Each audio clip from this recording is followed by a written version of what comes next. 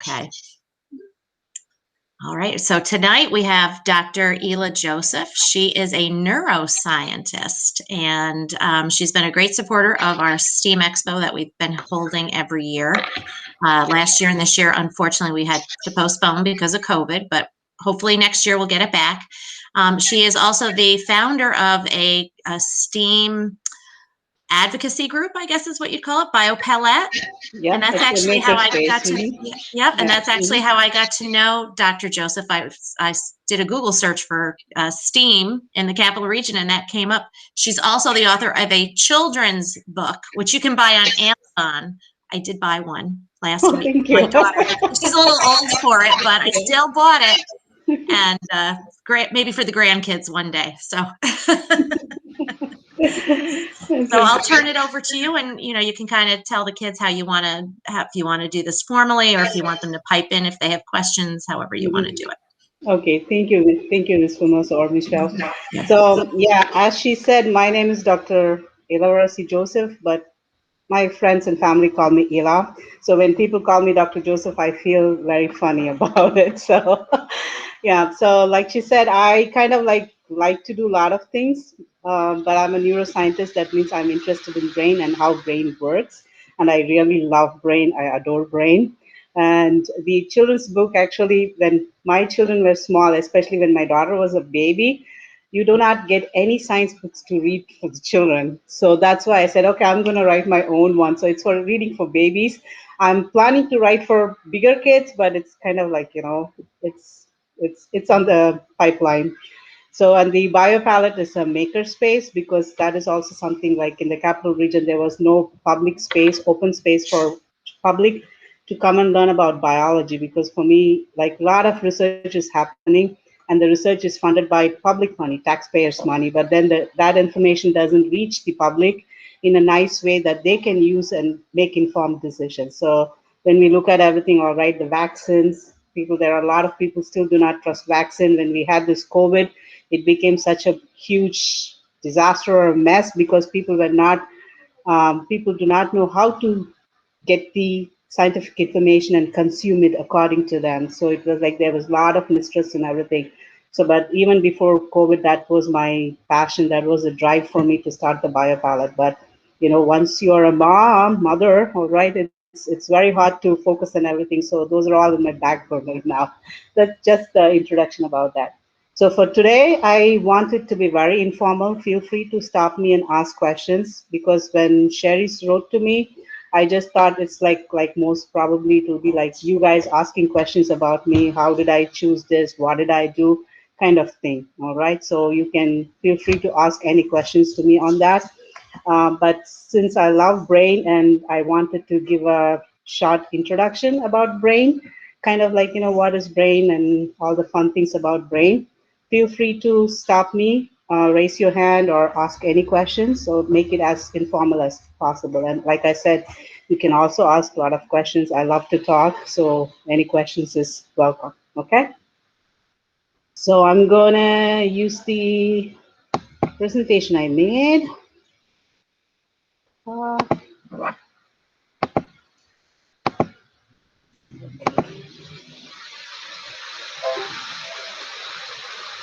So everybody can see the presentation? Awesome.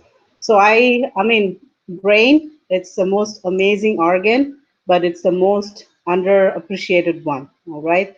It is a command center. Everything that we do, that we experience, the identity that who we are, it's because of the brain, but many people do not really appreciate the brain as an organ. So that is all the more sad, because when it comes to mental health awareness, we still kind of like not in a very nice place to appreciate and to support and to be understanding of the people who are suffering from mental health disorders and illnesses. Because when it comes to brain, when it comes to everything about brain, we kind of like take it as a character flaw instead of saying that this organ is gone wrong. All right. So that's because we really do not understand many of the things that the brain does. It does in a background, so we do not even understand what it is doing. And in addition to that, there's like huge disadvantage to the brain research, because you really cannot go and take somebody and then open their brain and do the research. And that is, a lot of ethical concerns are there. And then many of the things that we are interested as human beings, like the higher cognitive functions, we need somebody to tell that, all right? So we need some subject that can speak. So that is not possible because experiments on human subjects is very, very limited because of the ethical concerns. So we use model animals which cannot really talk, which cannot like explain things. So it's kind of like has been very slow progress, but we still kind of like in the last 20 years we have really learned a lot about brain. And in the last 10 years it's much more because of the advance in the imaging technologies. Okay, so what I'm going to kind of like give you guys today is kind of like how awesome is the brain, right? And how do we learn and how do we form memories? Because that was pretty much my PhD work. I did my doctorate studies in Germany at the Institute, the Leibniz Institute for Neurobiology, which is a specialized institute that was learn, how we form memories. So that's kind of like my passion too.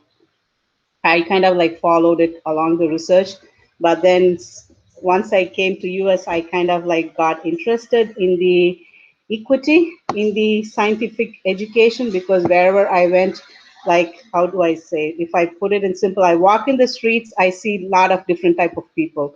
When I get into those research institutions, I do not see the diversity. So that kind of like got me into the path why. So I kind of like got into the STEM outreach. Then I started the BioPalette. I go to visit schools. I go to the your STEM Expo, things like that, which also made me become a high school biology teacher because I really wanted to see how schools work, how things are going on there, and whether, of course, whether I can be a good teacher or not, which I don't know yet still whether I'm a good teacher or not. So that's what we're going to do. Like I said, feel free to stop and ask any questions. There's no wrong questions. My professor used to say there is no stupid question. There might be stupid answer, but there is never a stupid question. So do not hesitate. Always feel free to stop me and ask questions. Okay, now let me see how I'm going to navigate with my. Okay, there we go. So brain facts, like I said, brain is a very amazing organ, and it's only 2% of our body weight. So that means like an adult brain only weighs around 3 pounds. So if you kind of like you can hold it in your hands like that. That is the thing. So such a tiny little organ is the one that is responsible for us breathing or walking, moving, thinking, all those amazing thoughts that we are thinking. All right, we think about what is morality, we think about justice, we think about all those higher order thinking, literature, poetry, all those things. That is because of the brain. Yes, Tyler. Wait, is that like the It's a actual size of it? That's so yes. small.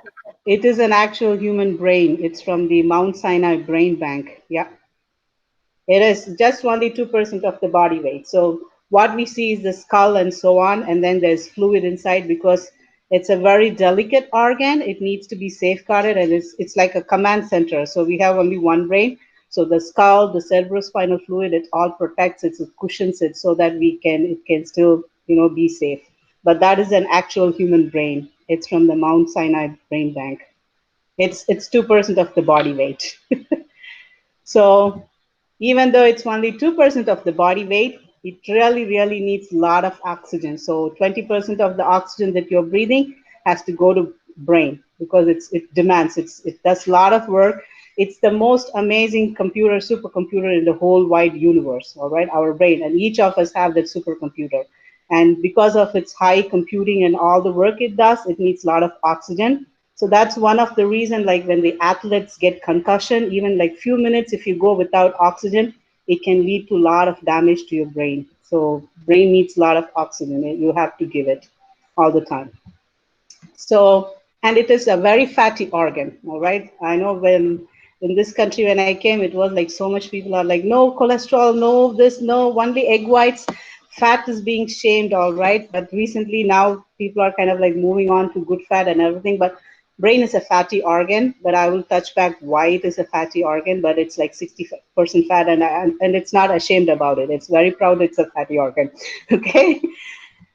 So the next one, we have around like 86 billion, somewhere around 86 billion to 100 billion neurons within that small organ. The one you saw within the two hands, That many neurons are there. And then twice as that of the neurons, there are cells called non-neuronal cells, called glial cells, astrocytes, and oligodendrocytes. There are also twice as much. So that means like 200 billion of other cells. They're all packed in there. Of course, some of your cells, the axons are also in your peripheral nervous system. So all these things are in your brain, and it is what makes you who you are and does everything that you do. So if you take a 20-year-old man, he has like just the wiring part, all right? You have the cell body of the neuron and then the axon, it's like a wire. If you just take that wire, it's around, you can go the Earth's equator 4.5 times. So all that wiring is in your body. And that is what kind of like does everything, all right? So it's like a very huge network of axons. So even though it is very good, all right. So when you touch a hot plate or get pricked or get a paper cut, you immediately feel the pain and you try to protect because pain sensation is to protect us, just to remove us from the harm's way. But the brain itself cannot sense its own pain. What do I mean by that? You take the brain, just like the picture, you chop it into pieces. Brain would not feel any pain because it does not have any pain receptors. It can sense pain. It tells you, oh, it's painful, stay away, but it cannot sense its own pain. And it's also very good in filling up blanks, all right, so that we really feel like we are living in the present, this perception of our world. That is because the brain is doing working to fill up. What do I mean by that? If you look at your eyes, this is your retina. So you have the lens, the eye, the light falls on and it goes all the way to your retina here, which is the structure, like a thin sheet where your rod and cone cells are there, if you have learned about that, all right? So when in this retina, there is the part of the eyeball where your optical nerves, all the nerves that from the receptors, they have to go. So the place where this optical nerve is exiting the eyeball, there is a hole in the retina because physically the optical nerve is going. So that means in your vision field, you have a hole, but we do not see two black holes in our eyes. We see a complete picture every time. That is because your brain takes the adjacent information and fills it in, so that we do not see that. So there is a blind spot test. If you can do that, you will see where your blind spot is exactly there. So that is the job that your brain is doing every second of your life. So you have a complete perception of your world. All right. So again, the same thing. So if you look at your retina, this is the optical nerve. It leaves the eyeball and it has to go all the way to the back of the brain where the your occipital lobe is there. All right, the part of the brain that takes the signals and then makes a sense of it, because we always think that, oh, I open my eyes, I'm seeing. No, you don't see with your eye, you see with your brain. Your eye is just like a camera that captures that signals, and is the brain is the one that makes sense out of that. So for this information from the eye, from the retina to go to the brain, there is a lag of 70 milliseconds. All right, so we are always living in the past, but we do not feel like that. You might think 70 milliseconds is nothing. So how many of you play baseball? Does anybody play baseball? Nobody? Okay. So if you see the baseball, I mean, like even the lowest ball that they hit, kind of like say 85 miles per hour it travels. So within that 70 milliseconds, the ball will be 10 feet away. So if you are a baseball player, you can imagine 70 milliseconds. If you do not understand and perceive where the ball is coming, you won't be able to do anything. So if we are just looking at a picture, then it's okay. But when you're driving, when you're running, all those things, when you're walking, all right, if you do not perceive the 70 millisecond lag, then you will be hitting the wall. We will all be with bruises and bumps and everything. So that lag we do not feel because the brain also computes. It calculates and then makes sure that we are feeling. So in spite of that, we are still feeling like we are always living in the present. And our perception is complete because the brain is always filling that information for us. That is an amazing computation, all right, if you think about it. You can imagine if you're playing ball, throwing ball with somebody, that person is standing in front of you. They are just like have a ball and they are lifting it, all right? So you already, your hands will be like that because your brain looks at that and then it decides, okay, they are going to throw a ball at me. I have to catch, and it says, it calculates what will be the arch of the throw ball and where you have your hand has to be to catch it. All that happens within milliseconds because the brain is such a fast computation power, so it computes and then catches it. All right, so that is why brain is an amazing organ. All right, and we don't even realize that what it does for every day for us. Yes, brain is an amazing organ. My daughter disagrees. Okay, so all these amazing thing the brain does, it just does through chemicals and electrical signals. All right, everything. That the fact that you're sitting here and listening to all these things about brain, the fact that you're doing your math, the fact that you're looking at reading a poem and appreciating it, all these things that happens just by electrical signals and chemical signals. There's a language of the brain, or the brain speaks only in electricity and chemicals. That's all. Okay. So just to kind of like, I still, since I have this captive audience, I'm going to take you through the structure of the brain quickly. So if you look at this, so this outer part of the brain is called the cortex. All right. So that if you see the cortex is kind of like have this lot of bumps and crevices. So it's kind of like pimpled one. So that is again, it's a nature's like finest origami. It's a nature is a very amazing architectural, right? Engineer, and it kind of like comes with all the things. So if you take a sheet of paper, which I do not have right now, and you hold it, you cannot, it won't, it's not going to fit in. All right. But the only way you can make it fit into your hand, you crumple it and then it will fit in it. But the surface area of the paper is still there. All the surface area of the paper is there. So that is what happens here. You need a lot of surface area because as humans, as evolved species, we use this cortex for thinking, higher order functions, cognitive functions. So you need more surface area, but your brain has only like the skull. The space is limited by the skulls, all right? So that is why the cortex has all these structures. It's called the valleys are called sulci, and the mounts are called the gyri. So you have this kind of like crinkling surface. And if you go from like, lower evolved animals to higher evolved species like us, it will be smooth. You will start with smooth, there's smooth cortex, and then the more higher intelligence, the more the crinkles will be there. Okay, just to put it in a simple way. So that cortex is where we do all the thinking and emotions and all the higher order functions, what we call cognitive and executive functions, it all because of the cortex. And you have the brainstem, which has the midbrain, pons, and the medulla oblongata. So they are very important. So many times when I go to schools, like especially middle schools and elementary schools, they always ask like, oh, my brain, I'm not using my brain. I'm not, no, your brain is always working. Everybody is using their brain. If you do not use your brain, if your brain is not working, you will be dead. You won't wake up. All right. Because even when we are sleeping, our brain is working. It's breathing, it's making sure that we are breathing, our body temperature is maintained, all right, and then it also goes to all our learning, all our day's experience, and then sort it as memory. So it's always working.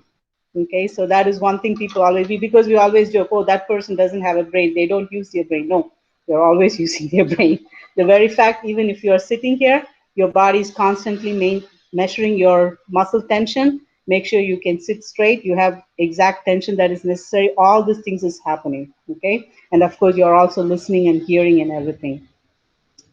So coming to this part, cerebellum. So it is for balance and muscular coordination. So all right, we all can walk properly. We all can ride bicycle, play instruments. That is because of the cerebellum.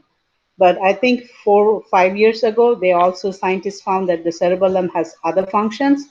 It is also involved in rewards, and then also kind of like you expect reward, you behave according to that. All right. So that is also cerebellum is also involved in that, which is a new finding.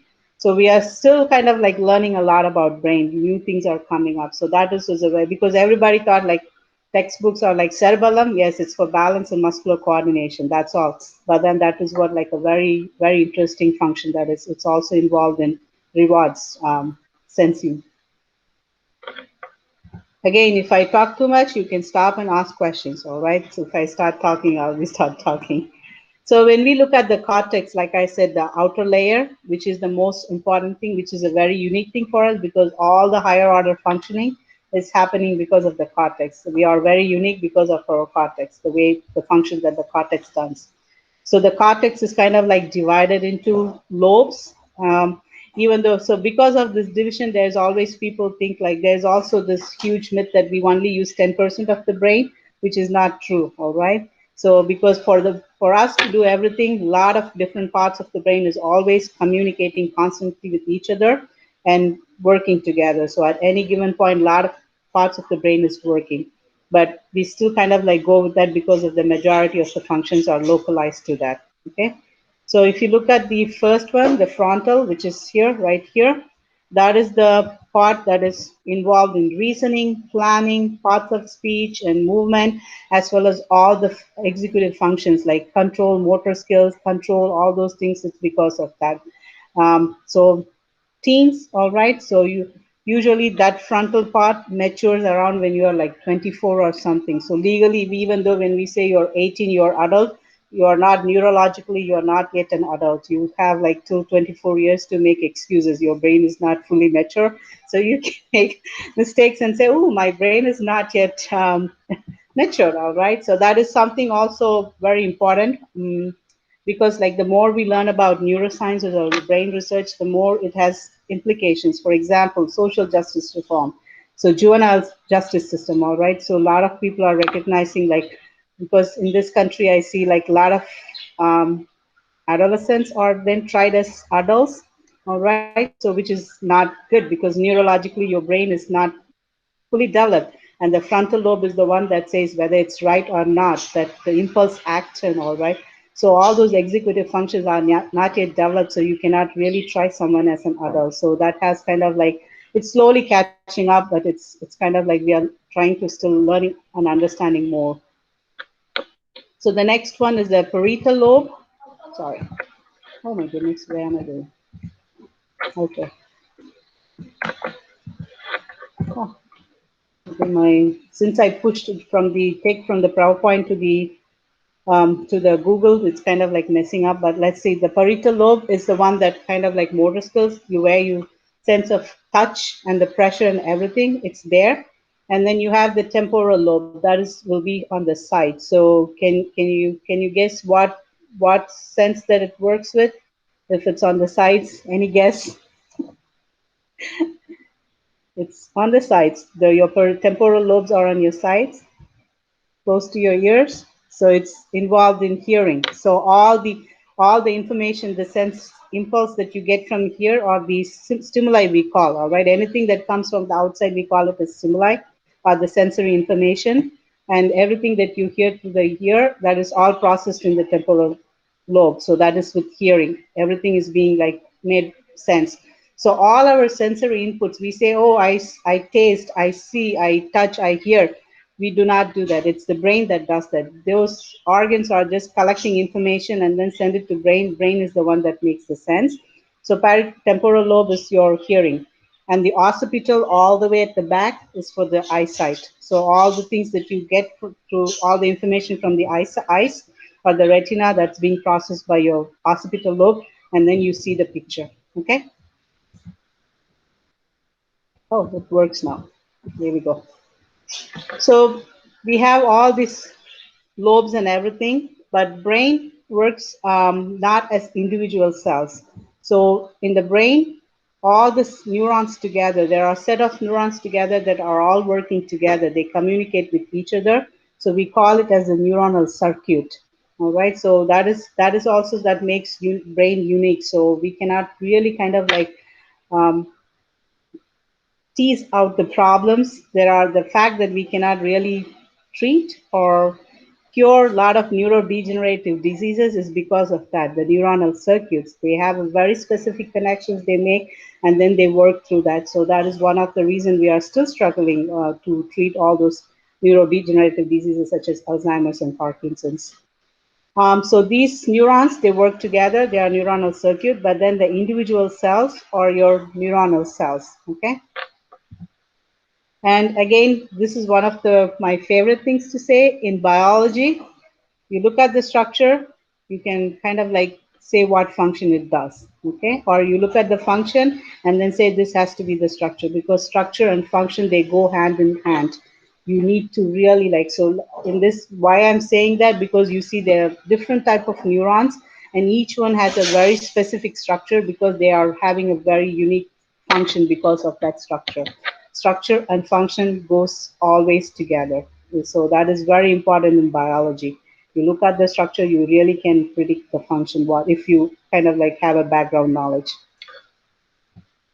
So there are also, apart from the neuronal cells here, there is also non-neuronal cells, lots and lots of non-neuronal cells, the microglia, astrocytes, and the oligodendrocytes. Before, like years ago, scientists thought that these cells kind of like help the neurons to do their function, kind of like, so one of them is an immune cell, it clears all the debris, and the other one, the oligodendrocytes, it provides the myelin sheath. We will talk about it a little bit more because that's my favorite thing too. And so, but recent years, scientists are also kind of like coming up with data that shows these cells also contribute to these communication. So they also take part in electrical signals and providing information to the brain.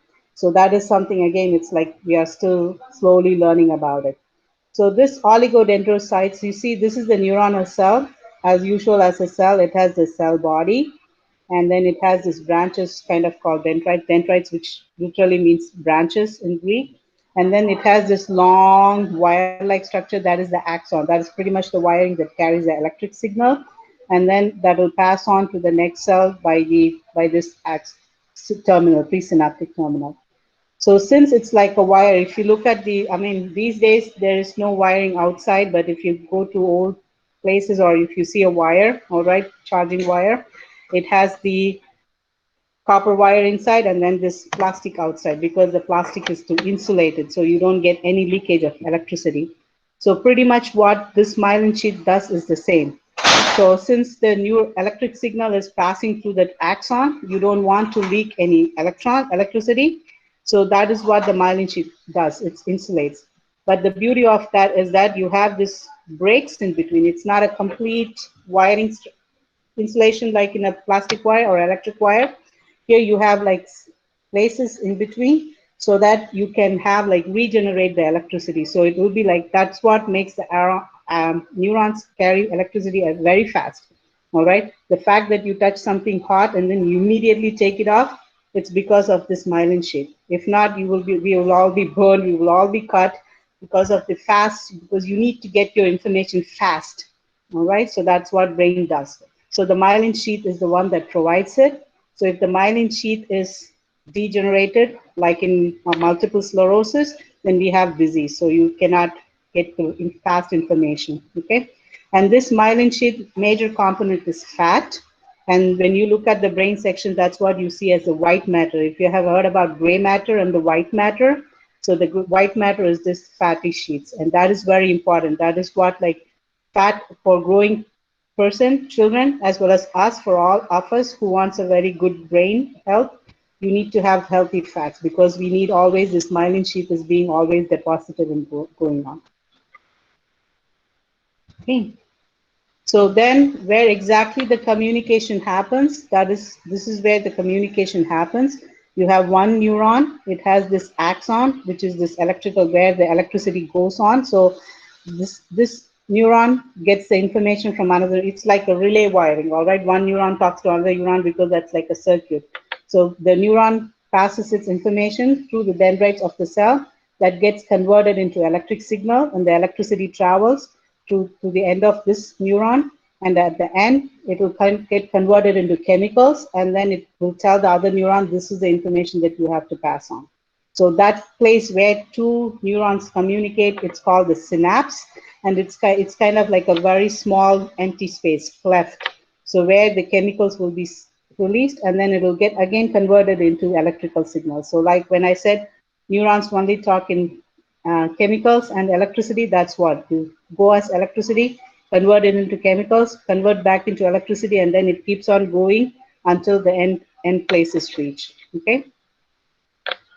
And if you think about, look at a baby, in the first month after the baby is born, the number of synapses will go from 50 trillion to 1 quadrillion in the baby. So the synapses, that is where the communication is happening. It will go very high. And in the first 5 years, everything will be settled, and all the synapses that are not necessary will be pruned, just like trees are being pruned.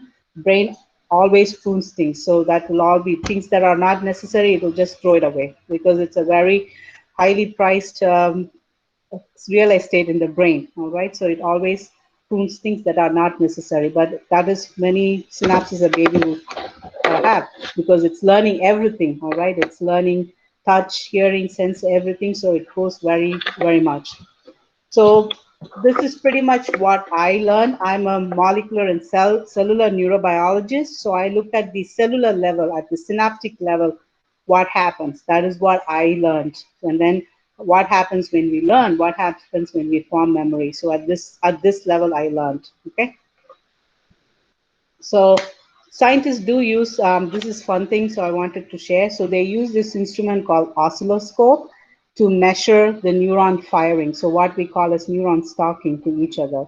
So that is the instrument. It's pretty much like you just measure the voltage, electricity waves.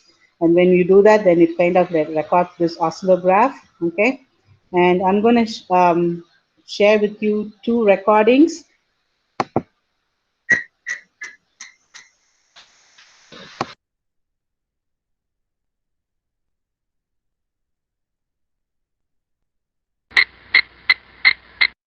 So you had like five pop, pop, pop, pop, pop. Of course, they use the amplifier because you cannot imagine when every time your neuron is firing, it will be like popping sound. So that's an amplified sound. So that was like five click. That was when they take a rat in the lab, give us anesthesia, and then they touch the teeth of that rat. So they tap it 5 times, and every time they touch, that the stimulus is goes, and then it's kind of like the neuron that is responsible for that is firing. Okay. And there's also another recording.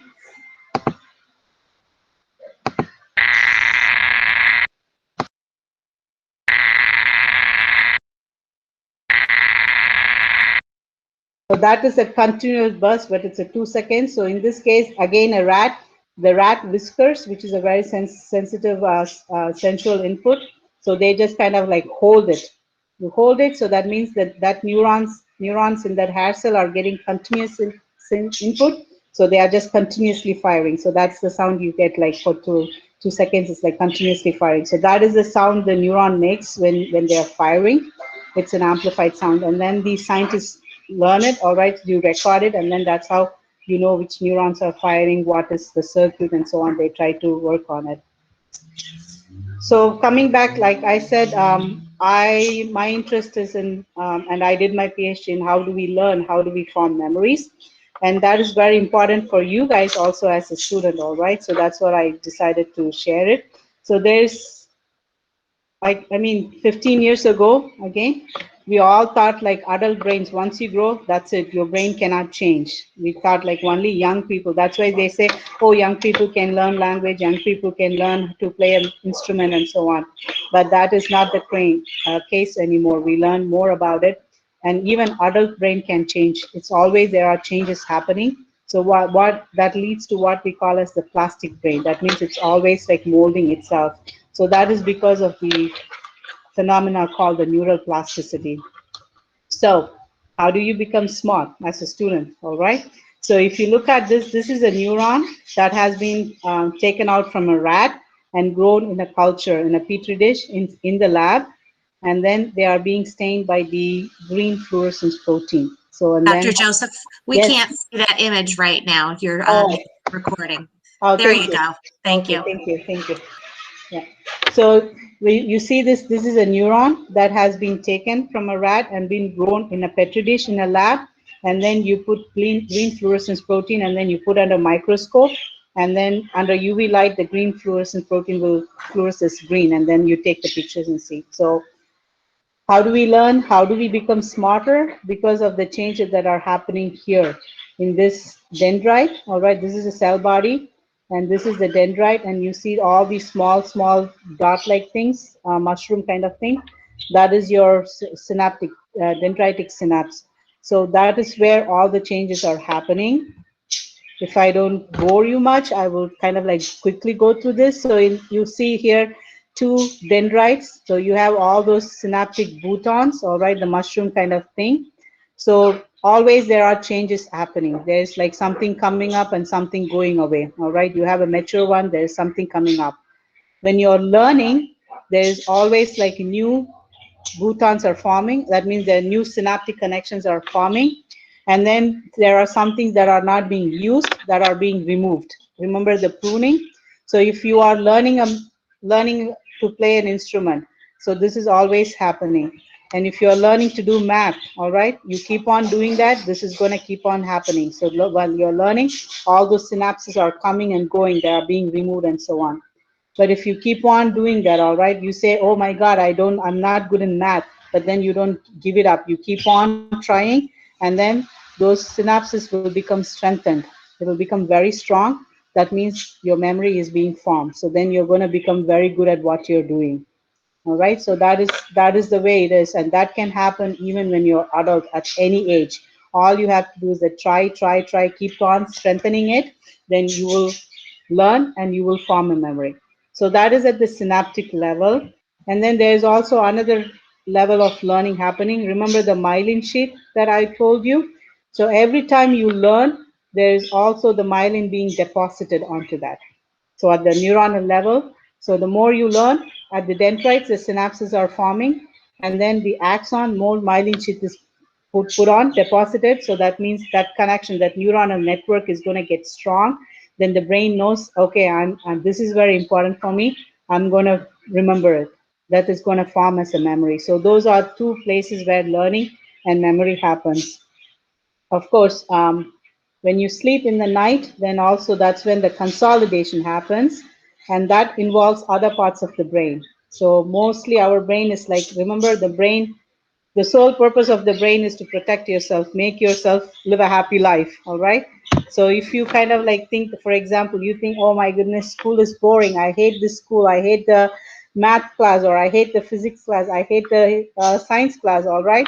So you can learn anything. Then you go in the night, you sleep, your brain is going through all the memories that your experiences of the day.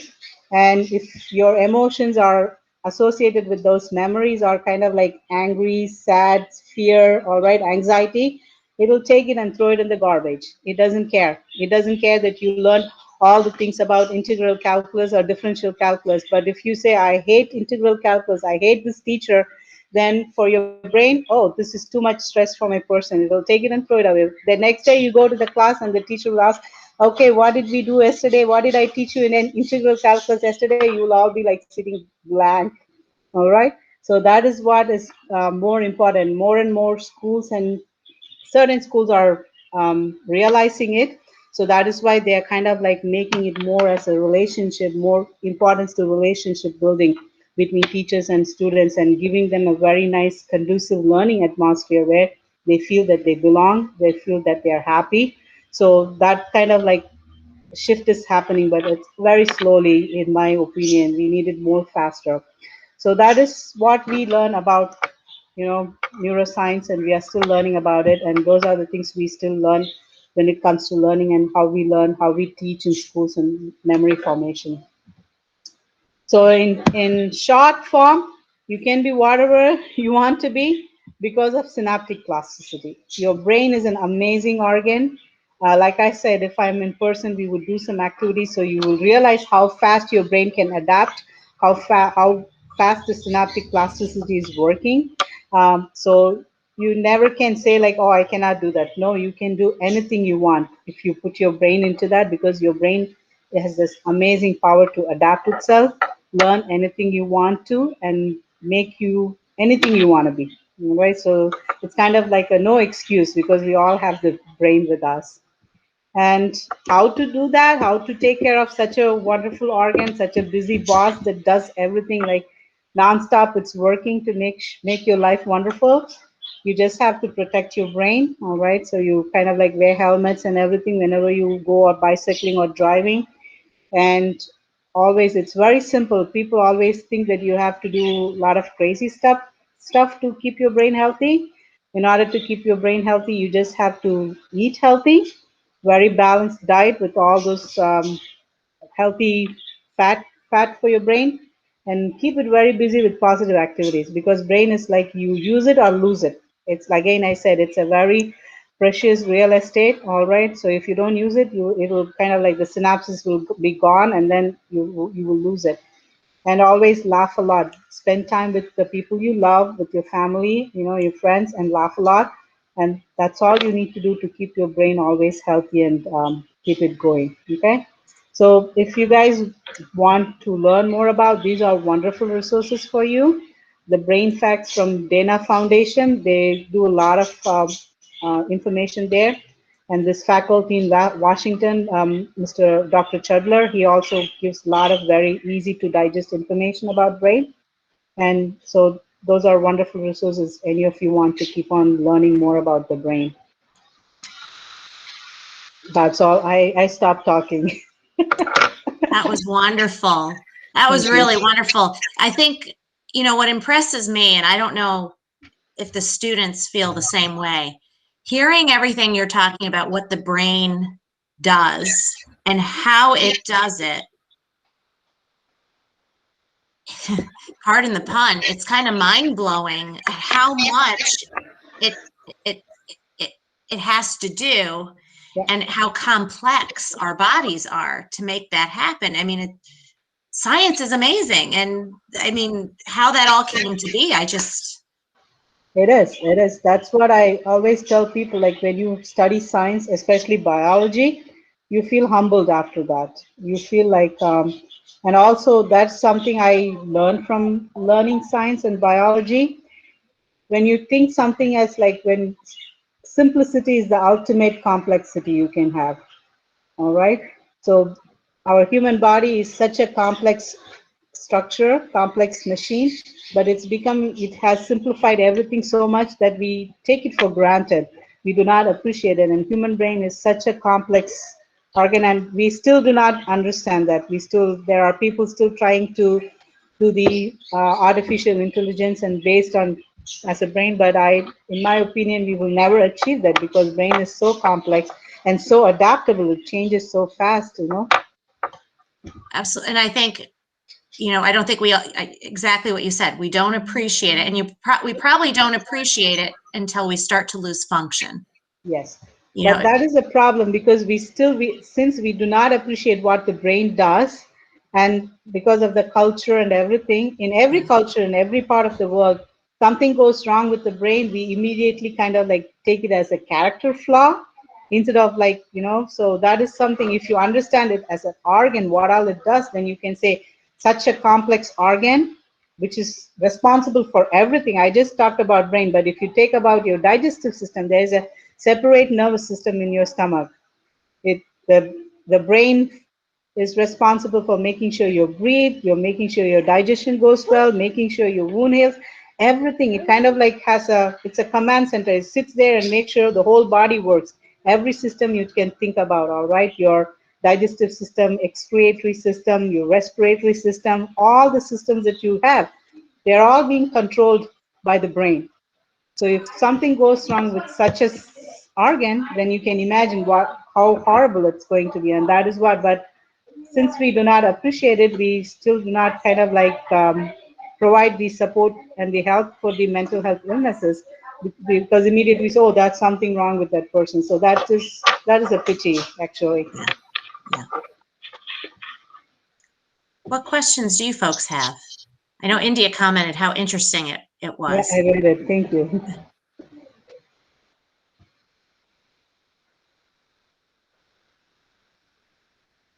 Any questions? If not, then I will start talking again. Yeah, Sydney. Sydney raised her hand.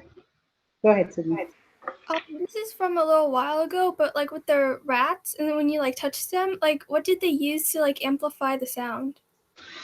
So there is like the simple amplifier. So all right, so like if you have a transistor, all right, you have an amplifier that you can hear the sound. So that is the same thing. Excuse me, so that is the same thing they use. So this is connected to an amplifier, so you can amplify the sound. Yeah. And if you guys are interested, there is like a place called Backyard Brains website. So it's a nonprofit that they make kits and sell it. So they have Backyard Brains. So they have spiker boxes you can buy. So it's pretty interesting because then you don't need those like thousands of dollars of those oscilloscopes which research scientists use. It's a very small box which has this, electrical things and then also their own amplifier.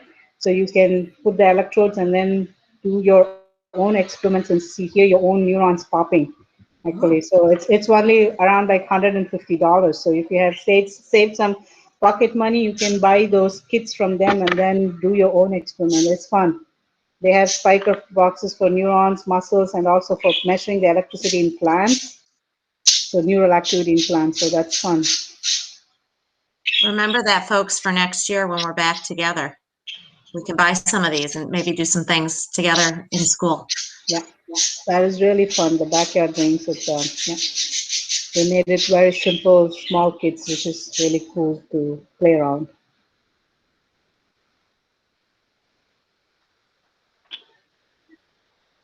Who else has a question? I have to confess, Dr. Joseph, every night before I go to bed, because I know if I don't use it, I'm going to lose it.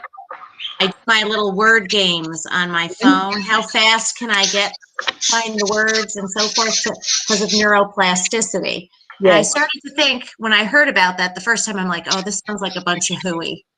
And then, but it really does. Sometimes you feel like your mind gets foggy and slow. Yes, it does. It does. You need to really the use it or lose it is much more obvious in patients. Sorry, my birds get excited, so excited, or maybe they're saying you're talking too much.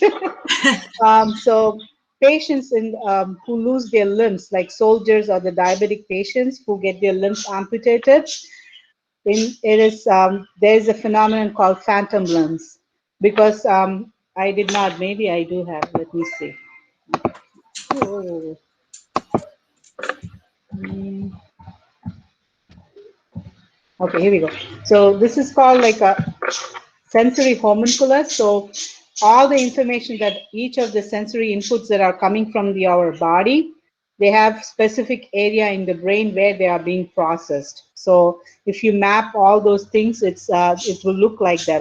So it's one hemisphere. You see the information that are coming from the legs will be processed here, and the hands are here, and your head, the lips, and the tongue. As you can see, like the tongue has a large area devoted to that because we always, like babies even start with putting everything in their mouth. Taste is our predominant sensory input. And then hands has also a huge space devoted in the brain because we do very fine movements with our hand. And also that is also one reason that we are all, like most of us, learn good by doing hands-on activities because our brain has a lot of area devoted onto that.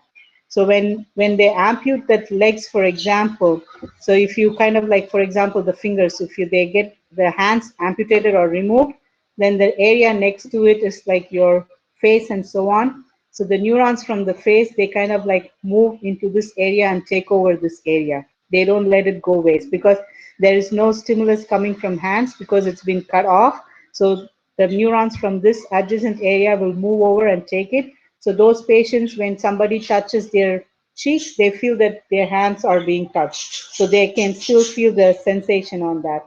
So that's called a phantom limb. So it's kind of like there is no space left. Since this region is not getting stimulus, the adjacent region takes place because it's, like I said, it's very, very, it's a very important real estate. So it kind of like takes over it.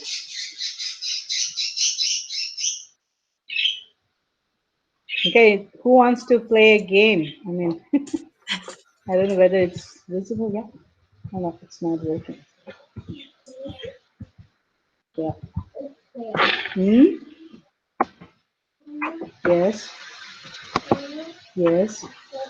I love you too, sweetie. Hmm? I love you too. Um, let me see. Um, have you heard about this test called Stroop test? No. Okay. Do we have a volunteer with a phone? Who's You going have to to do it? time it. Huh? You have to time yourself. But I'm kind of like it's. Let me see. It's not showing up in mine. Yeah, we're just seeing a black Yeah. triangle with the exclamation mark. Yes, I too. Because When I moved, I wanted to use the PowerPoint, but I was not like with the Google Meet. Then if I share the PowerPoint, I was not sure how I can see you all. So I kind of like did that. So now it's kind of like, let me see.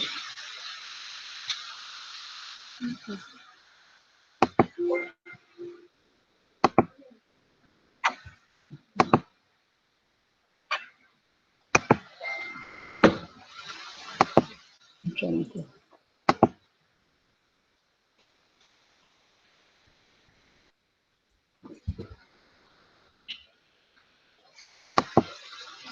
You were all using Google Meet for your virtual learning? Oh, yes.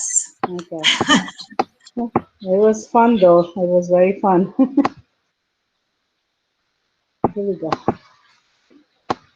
So I need to then, so what you do in this, like whoever wants to volunteer, you just need to spell out the color of the word. You're not going to read the word. You're just going to say what color is it. And then you're going to time yourself. I will show first one slide.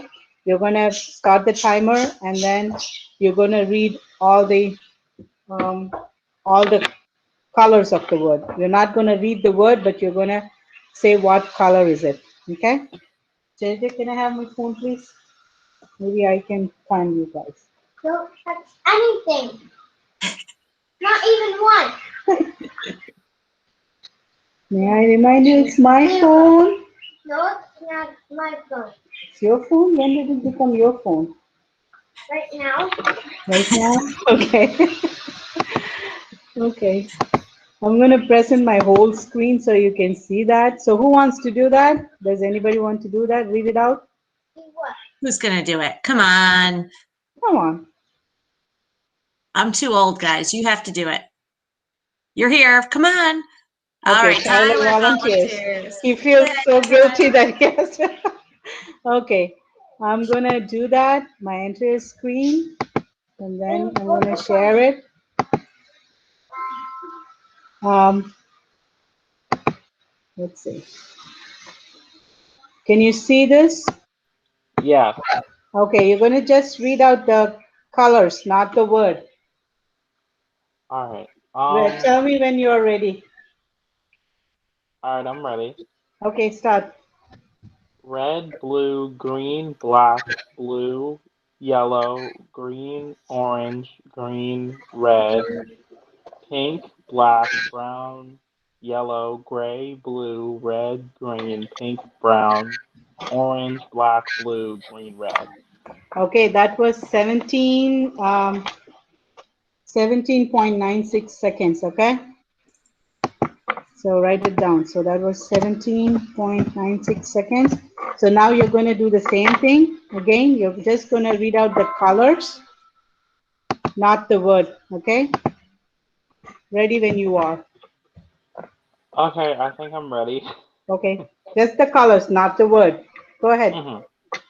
Brown, yellow, orange, green, black, gray, blue, green, yellow, blue, red, blue, yellow, green, pink, black, green, red, blue, yellow, blue, red, black, brown, blue. Okay, so that was 35.08 seconds. Wow, that's hard.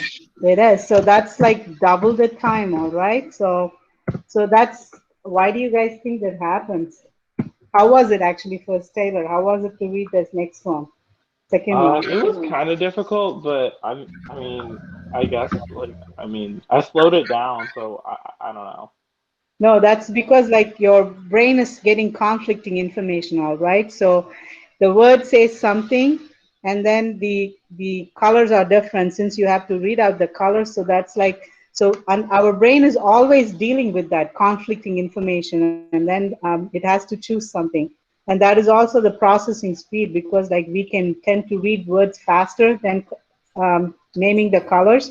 So that is an interesting thing. So that is also like basis because sometimes when you're doing conflicting thing, your brain, you see how slow your brain was, because it's like it's realizing, oh, this is not right, this is not right. So then you slow it down. So when people say, oh, I can text and drive, I can listen to music and also listen to the class. No, you cannot do that, because your brain is going to have, like, this problem, conflicting information. So that is what this test does that. But then if you look at this next one, if you want to read it, you can go ahead and read it. And you're just going to name the colors now again, Tyler.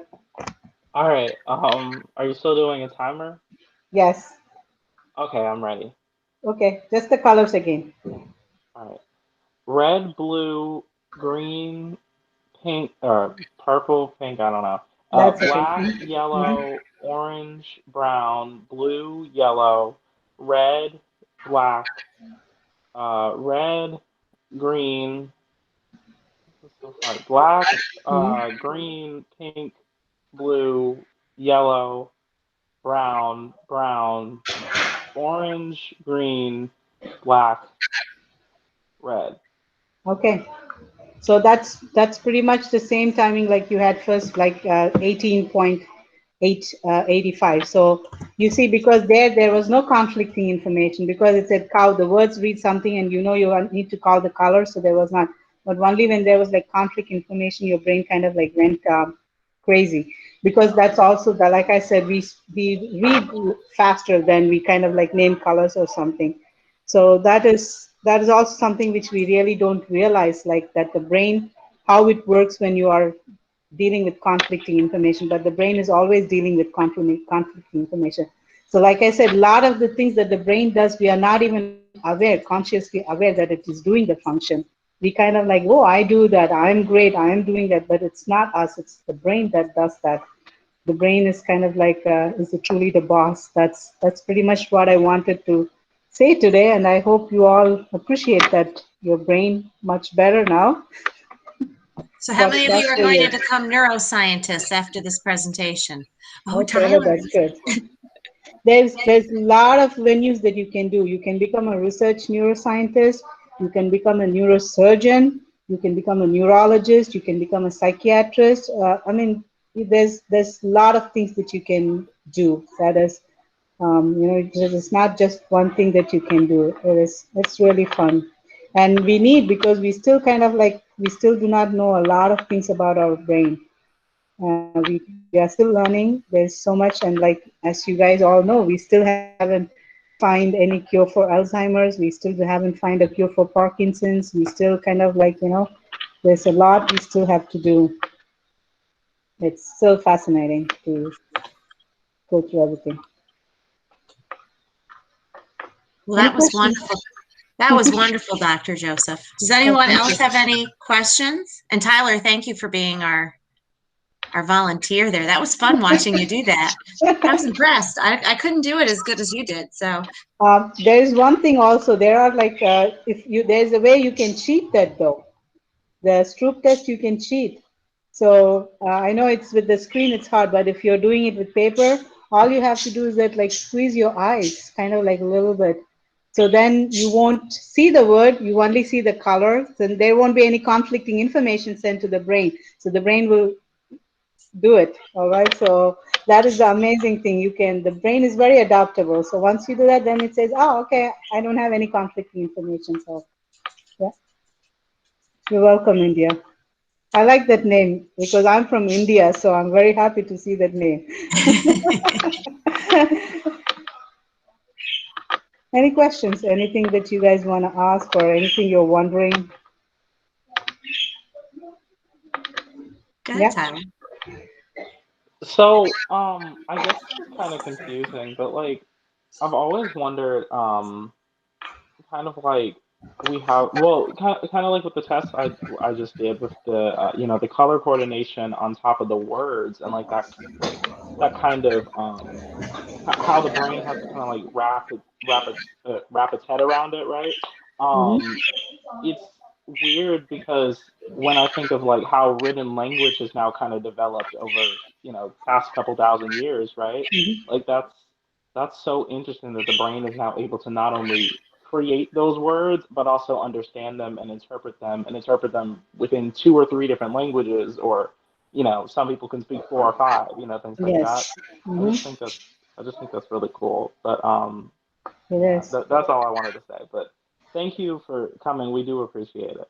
Well, thank you for having me. It was really fun. Yeah. So that is like there are regions in the brain since you brought about it. So Broca's area and Wernicke's area. So Broca's area is the one that is the production of speech. So the way that we are talking, all right, articulating, that is the region in the brain that is responsible for that. So how do we know that? People who have injury or lesion there, they know everything, but they cannot articulate. They will be babbling like, they cannot even string 1 or 2 words together. And the other area, Wernicke's, which is at the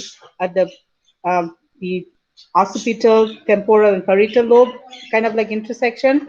When that area is damaged, people kind of like they do not have the development of language. They cannot comprehend language. So if you Google, there's a YouTube video.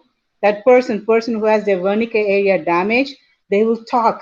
They will sit there and very confidently they will talk. But if you listen, it is all like blabbering.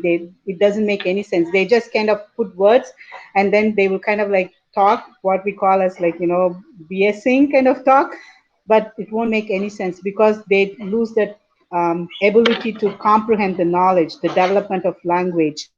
So only they know the words, they string the words together, but it won't make any sense. So that is a part of the region of the brain. Once it gets damaged, then it becomes like that. So it is pretty fascinating how that kind of like developed, all right, our comprehension of language and the development of language. It's amazing with brain.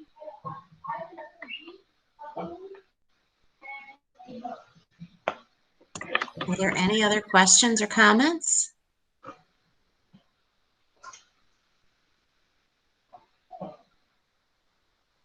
Well, Dr. Joseph, I have to say it was wonderful to see you again, and thank you so much for taking time out of away from your kids and your family to talk to us tonight. I appreciate it so very much. I think they do too.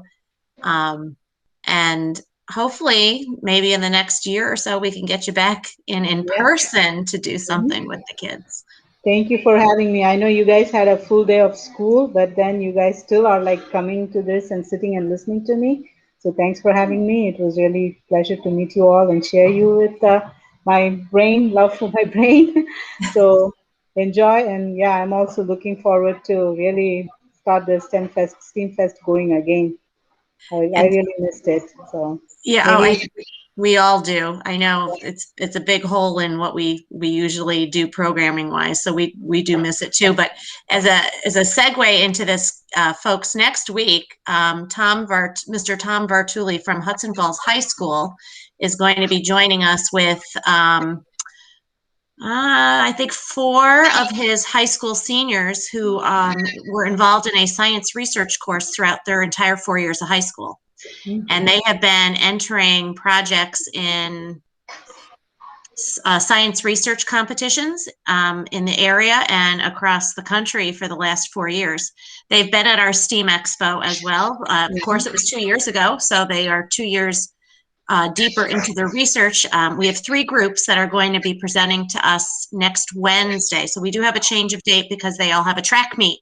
They're all involved athletes as well. So we're going to have our meeting next Wednesday at 5 o'clock. I will be pushing out in our Google Classroom some abstracts of their research so you can hear a little blurb about what they've been researching, and then they're each going to make some presentations to us, and that way you guys can ask questions as well. And they're high school seniors up in Hudson Falls, which is north of here, north of Lake George. So if it's kind of fun. We couldn't do that normally in a normal school year. We couldn't do that. You'd have to go to the STEAM Expo to hear them. But it's nice that we do have the technology this year where we can actually work with other schools this way too. So I hope you'll all come back, invite some friends for next week, and I'll put a posting in Google Classroom just because it's a change of date. Usually we have our meetings on Thursdays, so this will be a little different, but okay. All right. Well, thank you, Dr. Joseph. Thank you, Ms. Fumaso. Take care, guys. Bye-bye. Good luck. Bye-bye. Bye-bye.